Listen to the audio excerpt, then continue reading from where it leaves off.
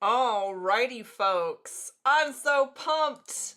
Let's play another round of the Photoshop Creative Challenge, shall we? I'm so excited. Hello, and welcome everybody. My name is VooDoo Val, and I'm going to be your instructor this morning. We're going to dive into yet another challenge, and I think it's going to be pretty fun. If you'd like to join in with me today, if you'd like to download the starter file and get involved and follow along and all that good stuff, definitely check the description below. That is where you will find all the links and all the resources and everything that you need in order to participate. For those of you who are watching me in the live chat this morning, it is a beautiful sunny Wednesday. I think it's Wednesday. Pretty sure it's Wednesday. By the middle of the week, I get a little confused about where I am. A beautiful sunny Wednesday morning here in Northern California for me. Let me know, all of you folks in the chat, where you are joining from. I would love to know what you folks are doing, where you are. I see Carol Pearl, Judith, RB, Sam Peterson, the one and only. Anki, it's good to see you, my friend. Welcome back. Crystal, Steve Festus Kosovo, the man with the name. Clarissa, thank you all so much for joining me. I believe it was, who was it that said the gang's all here? We really are. I see all my friends. All my friends! It's good to see you folks. Hoot, hoot, woot, woot. Let's do this. Okay, so we are going to dive into some hovering tile effects today. It is something that perhaps is kind of a simple challenge, but what I really want to do with this challenge today is kind of get you folks thinking not just about how to create a thing in Photoshop, but why it's important. So this is an exercise both in design and also in organizing our thoughts and conveying a message accurately and successfully when we create a promo or something for social media or something for a client and all that stuff. So I'm gonna pop over here and show you folks what the starter file looks like. It's pretty nifty. This is a little bit of a throwback because I used these colors and some shapes like this for a challenge previously, and I could not use these colors again. And all of the starter files for this round are very colorful and very fancy, and I had to do a little throwback. So challenge 3, Photoshop Foundations Challenge. Use layer styles to create a hovering tile effect to add a dynamic flair to your design. So what we are going to do is we're going to grab some stock photos. We're going to grab some stock photos, and we are going to also, let me know, hold on, let me see.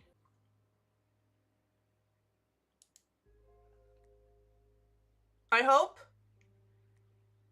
Let me know. I'm gonna check my top secret messages here. Oh darn.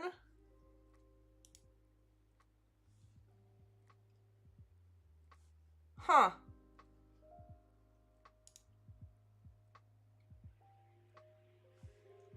One second here.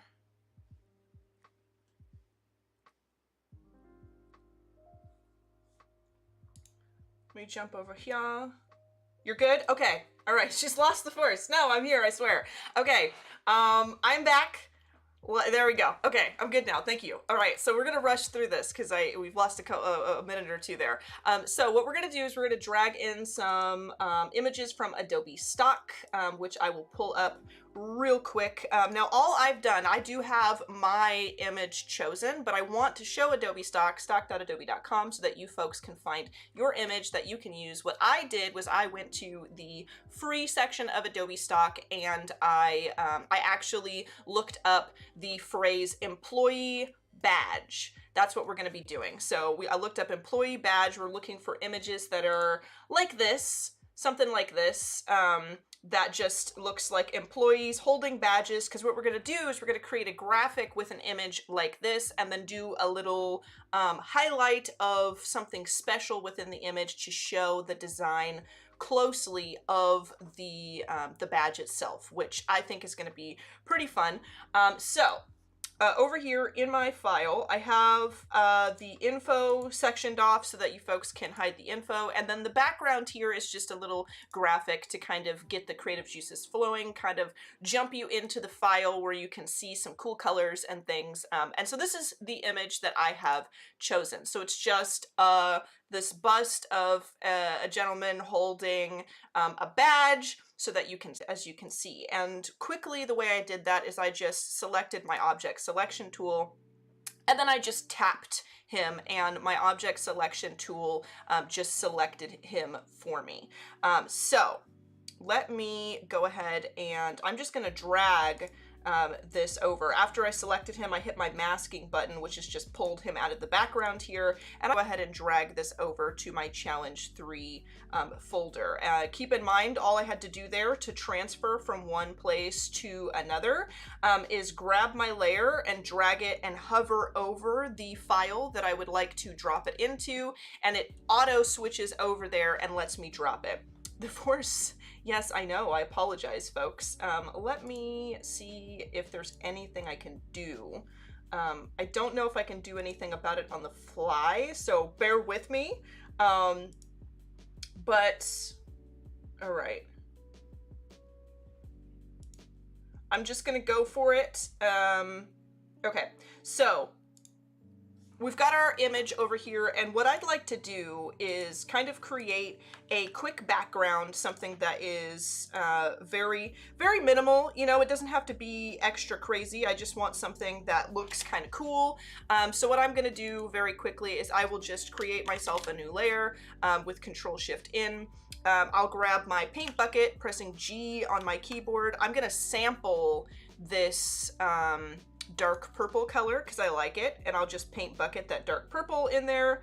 I'll hide it so that I can hold Alt and sample this purple in the center here, unhide it. I'll hit B on my keyboard just to grab my brush tool, and I'm just gonna click, oops, I want to grab a soft round brush. I have my brush mode set to dissolve so that I can have kind of a nice texture to this, and I'm just gonna go ahead and click like that, just so it kind of has a nice gradient. So there's my background. Now the next thing I want to do is I want to add some kind of panel to really show that, because he doesn't have a head, so we're gonna have to do something to like make this graphic look like it works, and we have all this extra space. So we're gonna create kind of a panel that shows information up at the top, and then we are going to do our little pop-out hovering tile. So let's go ahead, and I do actually want to bump this up just to give us slightly less room, and I can edit this as we go. But we're going to create this top panel the same way we're going to create our hovering tile, and that is just with our shape tool. I'll grab my rectangle tool. You can press U on your keyboard, or you can come over to your toolbar and click the shape tool, or right click it to open a drop down menu. If I switch myself over to my other side of the screen here so you can see, you can right click it and you'll access a whole bunch of different shapes and things. But I will bump myself back over here. Now I am just going to drag this down to like the top of his head, just above it like so. And what I'm gonna do is I'm going to edit these. Now you folks have seen me use shapes a lot of times before, but what I'd like to do for this one is actually not just, you know, bring the edges in or make it sharp like that. Sharp might look good, but what I'd like to do is a little bit of asymmetry here. Or just a variation in the difference of the rounding of the corners. So in our appearance panel, what we're gonna do, and you can experiment with whatever works best for you in your project, but I'm gonna unlock these. Or what I could do, this is a quicker way actually, we'll keep it locked, and I am going to kind of sharpen them out just with dragging my little points here so that all of them are sharp. Then I will unlock, and then I will change the bottom corners. So I'm going to change the bottom corners. Let's go to like a 20 and see. That's a lot. That is a lot. And this is in inches. So let's go ahead and do like, can we do a 0.5? Yeah, we can. Okay. So I'll just do a 0.5, 0.5. And just round both those corners, and the top is not rounded, which I like. I like this, so that we have like this little drop down that's really kind of interesting here. We can put a title, we can put all kinds of cool stuff up there just to give some information about what this post is.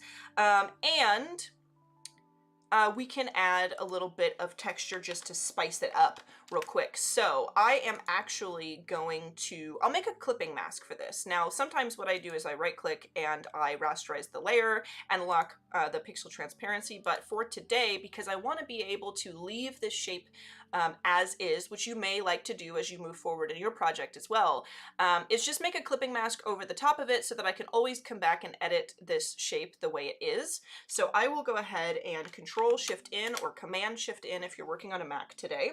I'll right click this, create a clipping mask, and I'll just come in here real quick with my brush, which is, I'm sure that you folks have noticed, it's one of my favorite things to do, just to come in here and tap with my mouse and my noisy brush and just add a little bit of oomph here. What I'm going to do though is, you notice I've left this little background image in here for you so that you can sample some cool colors. So I'm just going to sample a color here and hide it. And then on my clipping mask layer, I'm just dragging, I'm doing this with my mouse, just kind of throwing in a little bit of interesting coolness here. So I will grab, let's go ahead and grab this lighter color. And I'm just going to actually, I'll press F to enter into my second view of Photoshop so I can drag this around my canvas freely. And I'm going to click, hold Shift, and then drag, and it's going to give me just a perfect line across the top there, which I do really like.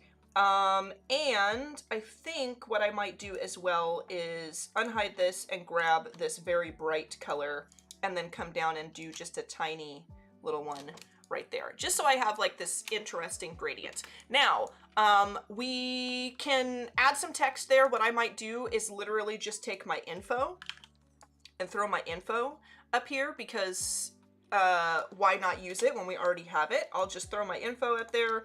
I will hold Shift and select all of these layers in my info group there.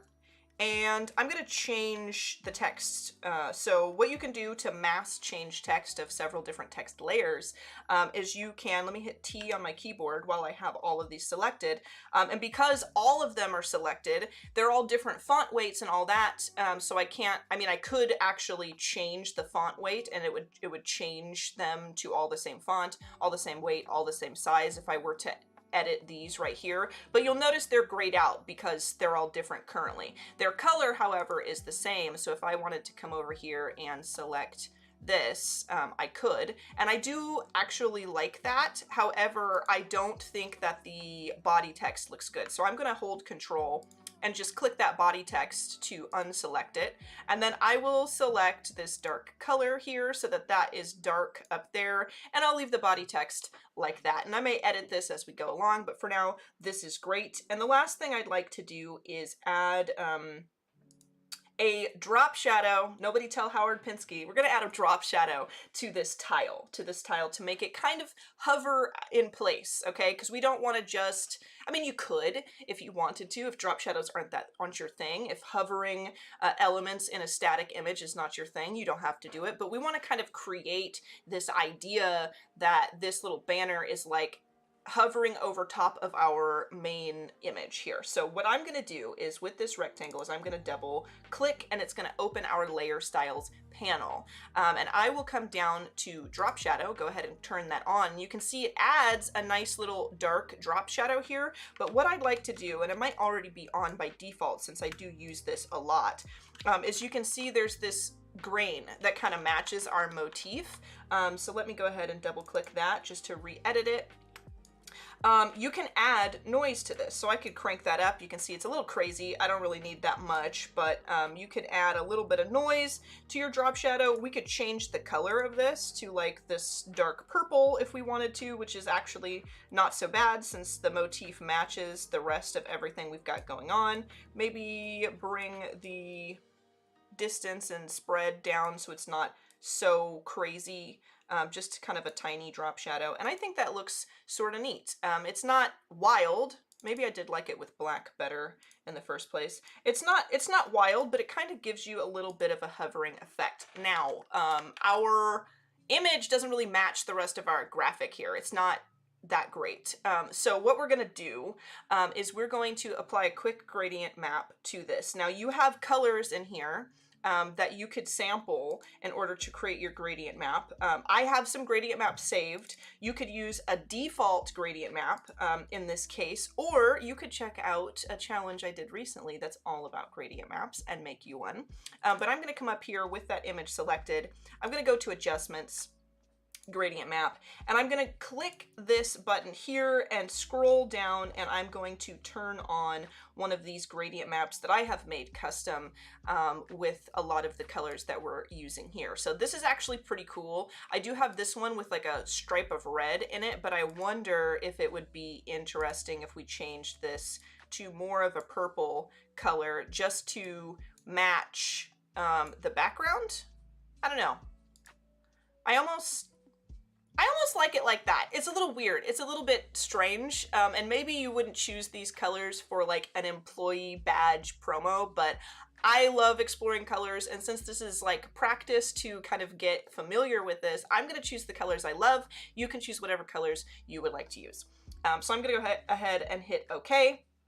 So now we've got a nice gradient map on this. Go ahead and hit OK. And because my layer is a smart object, if you go to apply a gradient map to an image and it's not a smart object yet, I would undo, make it a smart object first, because then you won't ruin the integrity and like the original version of your photo. Because it's a smart object here, I can just hide my smart filters, or if I have more than one filter applied, I could hide them individually, so I can always see the original version of my image.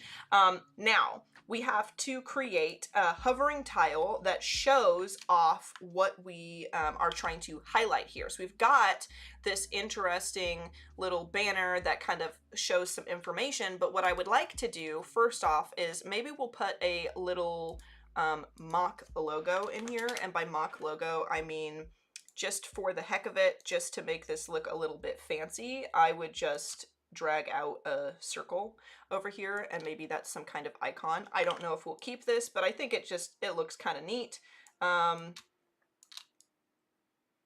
When you add little tiny details like that, we'll go ahead and throw that there. I'll make a clipping mask over this as well. Go ahead and clipping mask, boom, and grab my brush, and I will just create an interesting little something here. Maybe we'll grab like a light color. There's an icon of some sort over here, you know, just something. Maybe it doesn't have to be that crazy though. Maybe I'll grab like a blue, and it can be more subtle, a little darker. Okay, now we're gonna make a little hovering tile that shows off our badge. And I'm going to grab another rectangle. So I'll grab my rectangle tool, and I am going to just drag this out. And I think we're gonna have to experiment a little bit with our image positioning. So what I may do with our image is Control T or Command T if you're working on a Mac.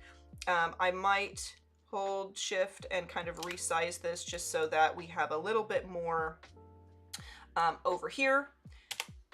Kind of drag it over a little bit. We've got our rectangle here now, and then I've also gone to Adobe Stock and looked up just actual badges with the same employee badge.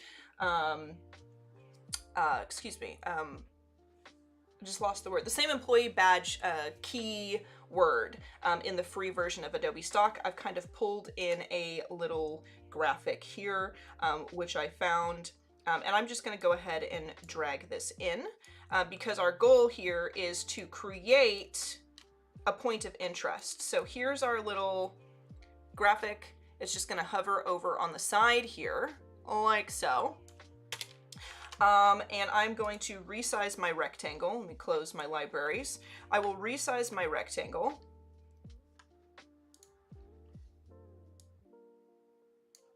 to sort of fit this. Boom. And then I'm going to clip that to it. So now it's rounded. I kind of like the rounded better. It fits our motif. It also shows a little bit of the rounded edges that's already included in the design. I kind of just wanted it round. And what we can do is we can do a little bit of graphic design here to make it look like we're really showing this off specifically. So I am going to actually, let's see. I'm going to use, you could use a polygonal lasso tool for this. You could use a pen tool for this. I might actually go ahead and use the pen tool. So underneath here, I'm gonna hit P on my keyboard. If you did a previous challenge and you have switched to the curvature pen tool, make sure you split or switch back to the regular pen tool. And what I'm gonna do is I'm going to do like, I could do it like this, just a little point of interest. I could just come out here and click. Can I do that? Oh, I'm holding shift. I should not be holding shift. And click, just to create this little pop out. Boom. And then what we're going to do is we can stylize that and just kind of show like, boom, it's coming out. It's showing like that's what's here. Now we don't have the design on the image yet because it's just a stock photo. I could turn this into a mock-up later if I wanted to, but this is just kind of an example. So we have this kind of pop out. What we could do too is, let me hide this. We could also just do this. If I grab the line tool, and go on top of my image here, I could go like this, maybe here, maybe, let's see, we could go down, and then let's turn the stroke to kind of a white color. Let's do it straight white. Boom. And I could duplicate this line, Control T to free transform it, line that up just like that, and I think I would make it smaller,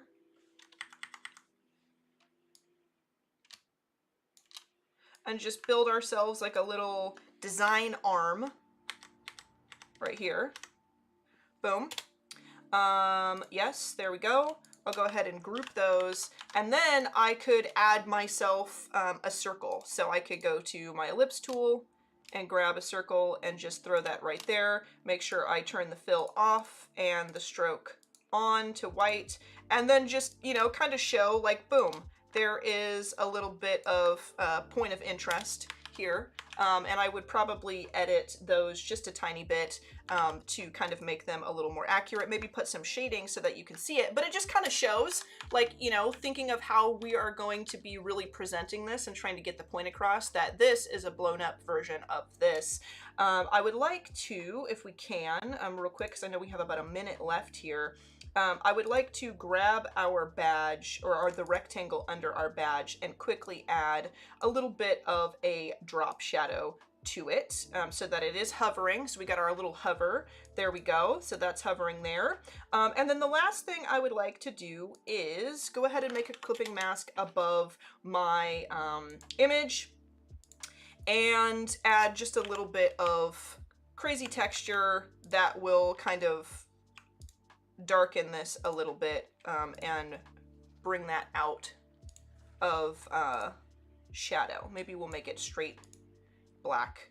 And I would spend a little more time kind of trying to shade and shadow this just to kind of give it a little more detail. I don't really have time for all of that at the moment, but I just want to kind of separate this from the background. We could also put some shadow here just to bring this out of the, out from under our banner, but I like it. So that's all the time that I have for you folks today. I do have to take off, but I hope that this has been fun, not only just like learning how to pop certain points of interest out of a canvas, but also thinking of how you might actually convey certain information, a couple of different ways to show a point of interest being displayed for somebody who's looking at your promo, and also a little bit of encouragement exploring some some strange and interesting colors. Not all colors work for every type of promo, but you won't know what is right for it until you test some things out. So I've got to go, folks. Thank you so much for joining me. I really appreciate all of you joining me today. Thank you for sticking around through some of the tech difficulties. I will be back tomorrow bright and early at 9 a.m. Pacific time with another challenge. So until then, adios, folks.